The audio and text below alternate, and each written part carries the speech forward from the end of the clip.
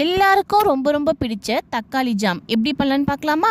ஒரு கடாயில் நெய் போட்டு குட்டி குட்டியாக கட் பண்ணி வச்சுருக்க தக்காளி போட்டு நல்லா கிண்டிக்கலாம். தக்காளி நல்லா வதங்கி வரணும். அப்போ தான் தக்காளியோட பச்சை ஸ்மெல் எல்லாம் போகும். தக்காளி நல்லா வதங்கினதுக்கப்புறம் நமக்கு எந்த அளவுக்கு ஸ்வீட் வேணுமோ அந்தளவுக்கு சர்க்கரை போட்டுக்கலாம். சர்க்கரை போட்டு நல்லா கிண்டி விட்டுக்கலாம். சர்க்கரை எல்லாம் நல்லா கரைஞ்சி வந்ததுக்கப்புறம் குட்டி குட்டியாக கட் பண்ணி வச்சுருக்க டேட்ஸ் நமக்கு எந்த அளவுக்கு வேணுமோ அந்தளவுக்கு போட்டுக்கலாம். நம்ம விருப்பம்தான்.